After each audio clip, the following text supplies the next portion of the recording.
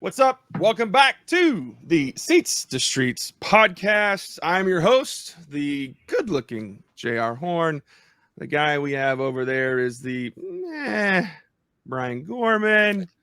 I was thinking you said when you said the good-looking J.R. Horn, you're like, unlike the ugly J.R. Unlike Horn. the ugly version. That comes out at Halloween. We just got a little bit of time left. So we're glad you're here. We're continuing on with our series of the 5 questions a healthy church can answer.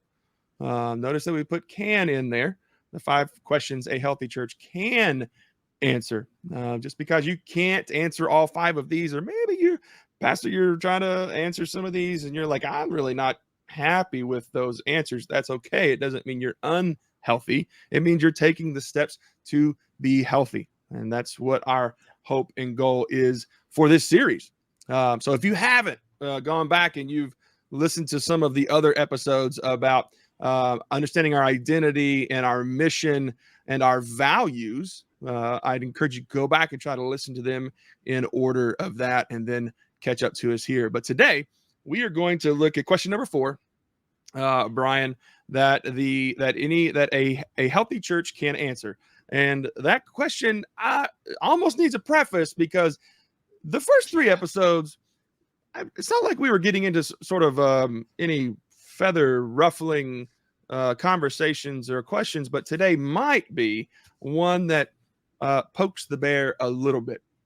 So this is the one that's going to create an issue within leadership, within your church, every bit of it. Just a bit of a trigger warning. So here we go. Here's the question.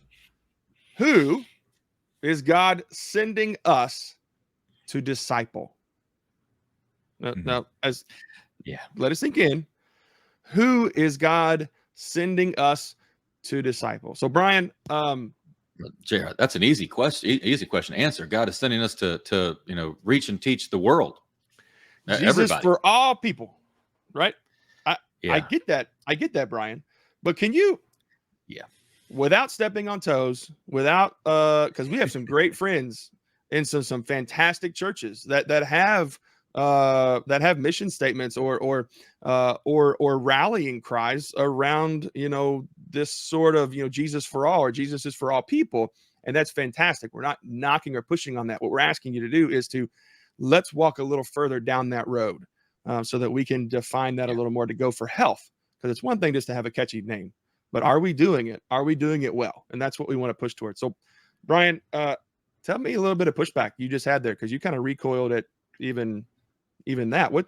Why does the Jesus for all kind of not sit well with you? Okay, so one of our statements as a church is that we are a place for everyone. Right. We've talked about this before. Everyone, every individual, right? That all of them matter. It's absolutely a true statement.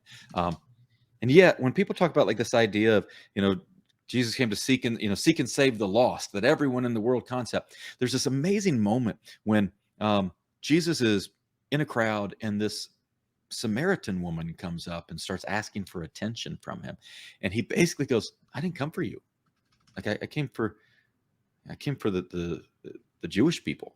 Mm-hmm. And that's what she make but wouldn't you even feed a dog if the scraps fell from the table? Like, yeah. She's like, man, what amazing faith. But he still is making a statement like, no, at the core, is Jesus, did he die for the world? Absolutely. Mm-hmm. But who was he trying to reach in the moment? The children of Abraham, the Jewish people. And so I think it's really interesting he would do that, right? What is Paul's call when he is Saul? Right? Mm-hmm. He is told, I will show him, worst mission statement ever for a person, I will show him how much he will suffer for my name's sake as he goes to the Gentiles. Now, Paul, devout, Jewish leader, teacher, and yet he's given this really clear mark. At times in Paul's ministry, he's told, you can't go to this place, but you can go to this place, and I'm going to this place. And he begins to kind of function in this way. Here's the reality of the situation, is that if you're going to be truly impactful in your community and in the work that you have, it is really important to focus your work to reach a specific target audience, a very specific target audience. Not that you won't reach others, not that others won't be impacted by it, Right. but you want to reach a very specific target audience. And this is challenging work to be able to go, who is that target audience? Because once you have that, the clarity it will provide for your church, it will also create more potential conflict and struggle than any other topic on here. So let me show you an example. I was working with a church a while back, and they were they were telling me about how they were really passionate for young families. Young families. I mean, what's your definition of young, right? Because that's always a relative term.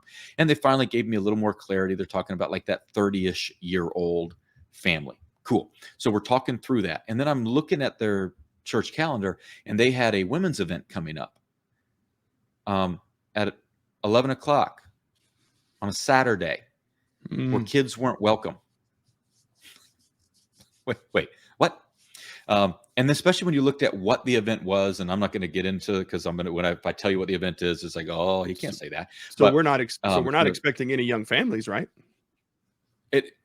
A young, husband, wife, they get 11 o'clock on a Saturday to actually be together, and you want them to give that up because they've been working all week long to come to an event that their kids can't come.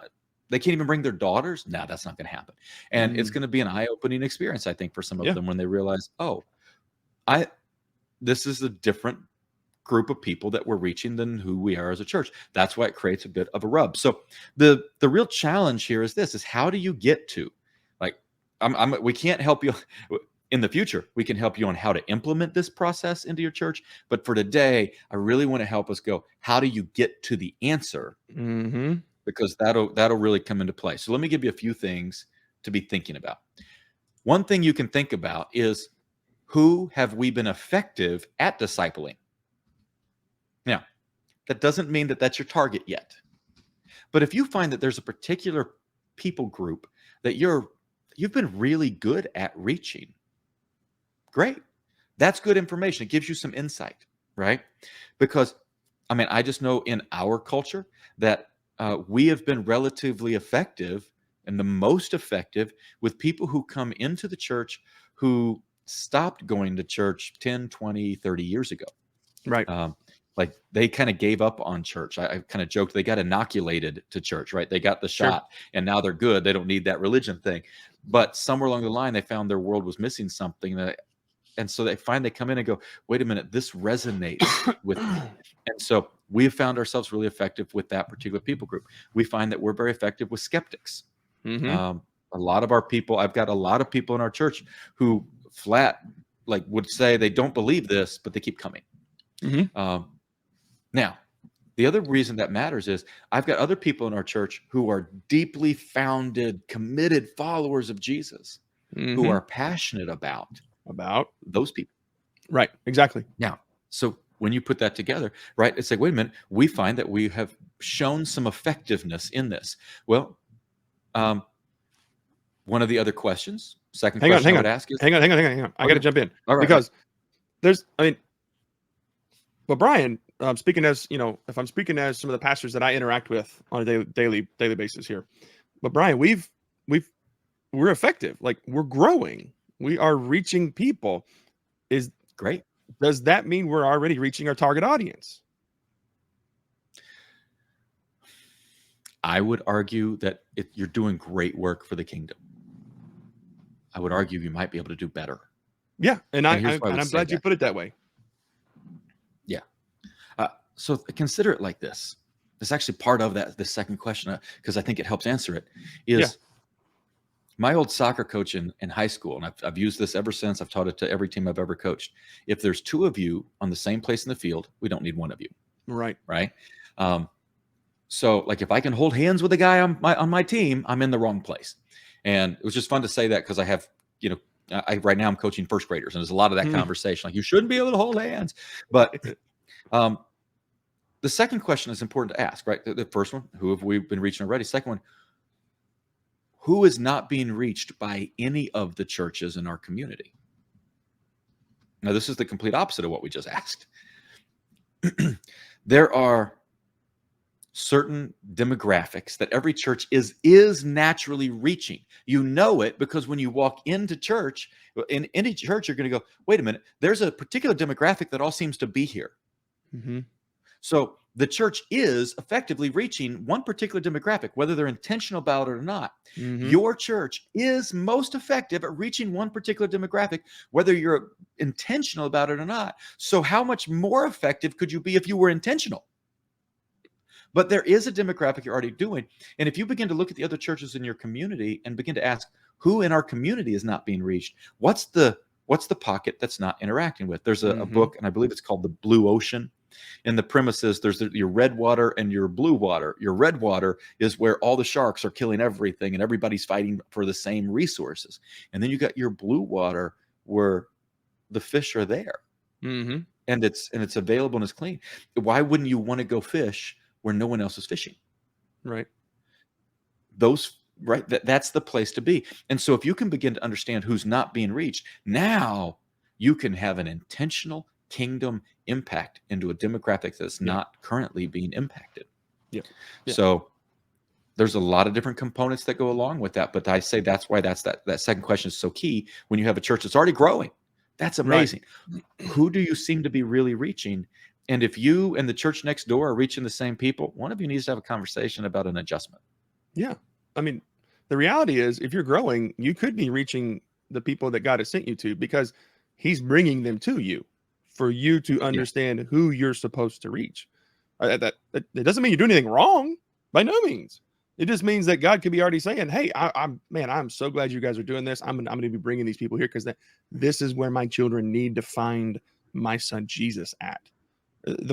What we're hoping you would hear is we want to help you understand that so that you can be intentional about ensuring they know Jesus and they're sent back out as disciple makers. That's the whole point. Right. So we're not trying to look and say, oh my goodness, if you don't have a defined target audience, or if you don't have a defined understanding of who God's called you to go and to disciple, that you're failing. No. We just want to help you understand and see that because we all know that every church that you walk into, if you're a pastor and you walk into a different church, you're going to find something that you really like. Oh, wow, that would be impactful at my church. And you're going to find other things you're like, that would never work at my church. And that's okay. I mean, Brian, you and I have a great mutual friend up there in Kenosha, downtown. Britt does a fantastic job. Daybreak Church. If go on and search Daybreak Church, Kenosha, Wisconsin. They do a fantastic job as an inner city, urban setting of a church. Now, here's what you and I know: if we took Britt and exactly what Daybreak does, and they put it in my hometown growing up, of which you were a minister there once. Yeah. About 6,000 people. It wouldn't work. It would struggle. And it would be part really, of that as well, it would. I want to speak especially to my pastor brothers there in the Bible Belt, and I've shared this before, like we're up here where I'm at baby. Here in Wisconsin. Right up here in Wisconsin, if you're looking at, our church is a Restoration Movement Christian church, right? So when I was there in Central Kentucky, there were 17 churches of our type in that community, right? Up here, if I go north, there's no other in our county. If I go north, there's none in that county. If I go west, there's none in that county. If I go east, there's a lake. If I go south, there's one. So like we just aren't very predominant up here, but in Bible Belt, we really were. So let's say I'm the guy who goes, look, the theology of what we teach is super essential. And I really want people to have this theology, but I know there's 16 other churches in our community that at its core is teaching the same foundational theology. They may not have the same perspective on God or Jesus, but the foundation is there. The more I can find my place and they can find their place, the more impactful we can be within the entire community that we're in. And then, especially those of you Bible Belt, right? If you know that your church and the next church and the next church that all go by the same background and denomination are all reaching the same people, one of you needs to change and have the conversation with the others to go, so you're doing this and you're doing this. Okay, then we want to be this. And you want to really do something. Here's a crazy idea. You want to really look like the kingdom? Why don't you get all of your elders and leadership teams together to sit down for a little bit? Can we talk about who your target and who your target and who your target and how you're doing it, so we can make sure we're not swimming in the same and fishing in the same pool, right? Yeah, that's so that's why that's important. So this brings us then to a third question to be asking, because this we're going to get a little more detailed in it, and that is, who do our systems disciple? Meeting with a minister a couple months ago, and he was telling me about who he was so passionate about reaching one particular demographic. And I was like, that sounds great. Show me how you do that. And he started walking me through sort of their process. Here's how they tend to come in. Here's what we teach. Here's the class we want them to take.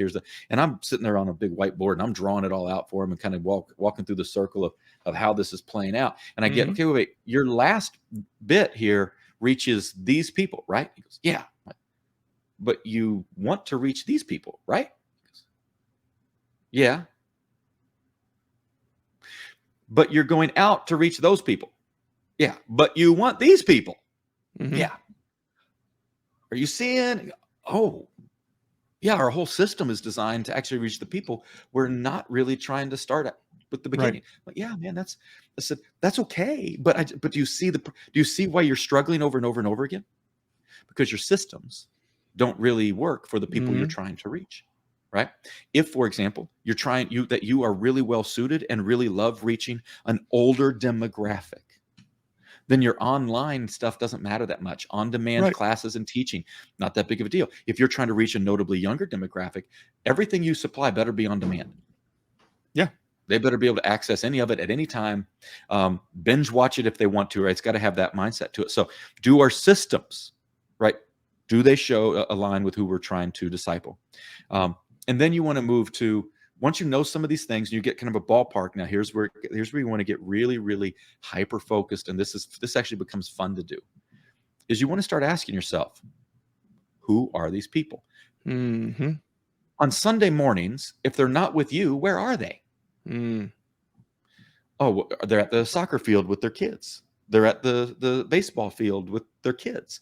They are lounging on the couches watching football with their kids. Okay. Yeah. Valuable information, right? Where do they go out to eat when they want to just get out for an evening and they're going to take let's say you want to reach a married demographic? Where are they going out to eat? If you prefer to reach a more single demographic, where do they go out to eat? Where are these people at night? Where are they during the day? Where are they working?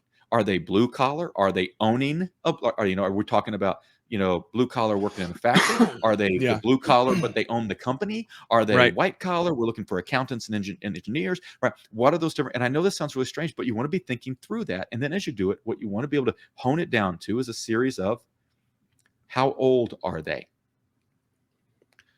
Male, female, married, single, straight, LGBTQ. What sort of biblical background do they have? Right. If any. What are their jobs? What's their income range? Geographically. Yes. Hey, we want to reach the geographic. I've worked with one church one time. Like, we want to reach this whole community. I'm like, great question. For you, that's great. A quick question about who you're doing this for. You literally are surrounded by houses. Like, they are surrounded. How many people within 10 blocks, within walking distance of this building, are you reaching? Oh, well, we don't have anybody from right here who's doing it. Then your church will die. It's the only option you got. Yeah. Because you say you want to reach your community, but you don't want to reach your community. Yeah. Right. So you want to go out to another community to get them to come into, are you trying to get them to buy houses and renovate this community? I've seen that. Yes. Right. That's cool. Okay. We're going to try to, overhaul and renew a location. That's cool. Right. But what's the geography? One of the things we say regularly is there are 150,000 people within 20 minutes of our building who have no relationship with Jesus or his church. And we have a much more focused target than that. But for the sake of our congregation, that's what we've put in front of them. 150,000 within 20 minutes of our church who have no relationship with Jesus or his church. And I don't know how to reach 150,000, but I know how to reach one. We're a place for every one, right? So geography, what are their needs? Do they need help with understanding how to be better parents? Are they needing help with understanding finances? Do they need something that kind of slows their life down, or do they need something to add to their life? What are their needs? What are the core parts of their identity? Well, we like the home. Their identity is the subdivision they live in. The identity is the job they have. The identity is the income they're at. The identity is the kids. The identity is the Right. hobby. Mm-hmm. What's the identity of these people? And then if you can start to narrow that down, here's where it gets really fun. This is fun, really is. To do this with a group of people, what's their name? Mm. Right? Like we use a Yep. phrase, this is an internal to only our inside. We don't use this externally. Inside, we call it Josh and Ashley. We know how many kids Josh and Ashley have. We know what age those kids are. We know what activities those kids are involved in, right? That then helps us know where we need to be active in order to reach Josh and Mhm. Ashley, right? Right. But you may be much more geared toward Teddy and Gertrude. Cool. Then Go you know find Jesus yourself an too. Eleanor. Right. Yeah. But now, if you got a name in your head, if you got a picture in your head when I said Gertrude, cool. But you're seeing the power of a name. No, Eleanor was absolutely gone in 60 seconds for me. So anyway. Right. You remember that? I Eleanor? know a lot of little children. Yeah, the car. Yeah, I know a lot of little children named Eleanor, where historically It's that was a much older person's name. well, Now it's becoming yeah, like a little child's name sometimes. yeah, absolutely. You know, we're There, looking for Chris and Pat, and those things really matter because it gives you an identity of who you're looking for, and it allows you to ask this simple question over and over for everything you do as a church. I wonder if Josh and Ashley would like that. mm-hmm. Would that move Josh and Ashley? Mm-hmm. Would that get Josh and Ashley to be here? How do we let Josh and Ashley know we're here for them? See, that's why you want to get to that detail. that. So you hit on a big one. Even you can even go further. How do Josh and Ashley prefer to be communicated? How do they get their information? You know, because we're living in regardless of the fact, we're living in a generation that is no longer watching the news on cable television. My generation and younger will not have, my kids most likely will not have cable TV when they're an adult and they can buy it. You can go on YouTube right now and you can watch the highlight reels from CNN and ABC and whatever network you want to watch their news. They're not getting it on cable TV anymore. So how do they even prefer to be communicated? Because I mean, if you are a church that really is into letters or postcards in the mail and just fluttering the entire neighborhood, Josh and Ashley might not even check their mailbox but once a week because they're all paperless billing. No one writes them anything anymore. Wedding invites, Brian, we just got invited to a wedding, but how much of those wedding invites were over Facebook Messenger or a Facebook event? I mean, so it's just understanding those details. Yeah. So we're not trying to have these conversations with you so that you could feel overwhelmed like, oh my, I just wanted to teach people about Jesus. We're having these conversations so you can fulfill that desire even more. You don't have to be the one that comes in and figures out how to do this. That's what we want to do to help you. We want you to be freed up to people about Jesus. Yeah. Right. So think of this for just a second. As you go to, if I know there's 150,000 people within 20 minutes of our building who have no relationship with Jesus or his church, that's exhausting. Yes, but I know what Josh 100%. And 100%. Ashley look like. And so when I walk around and I see, that's a Josh and Ashley. Oh, now I know. I know. Agreed. And there's so many other components that go with this, but that's why that's so important, is it actually relieves some of that and helps you and your people go, oh, that's the kind of we could make an impact on that. And I pray for the strength of the other churches in our community to be effective at their people. Yes. Agreed. Every church is reaching a target audience. It's whether you're actually doing that on purpose, intentional, or if it's just happening. And oftentimes, Brian, almost every time, right? Always and never aren't always and never. I get that. But almost every time I've had a disgruntled pastor in front of me because of someone in their church. Something's happened. Someone in their church is they're having too much pushback, or they're whatever, disagreeing. They're causing an issue. Outside of that person being hurt or broken and needing care, it's usually from an individual that doesn't line up and meet that target audience, that direct people that God's called them to, because they're in the church. They're there, and they realize this is not a good culture for me to be in. Like and in the future, we can help you know how to get that in front of your congregation. In the future, we'll do a cast at some point about some really specific tactics you can do to help your congregation have a heart for that demographic without ever having to say, we're looking for 2.5 kids at the average age of that. No, there's a way to do this it's not that.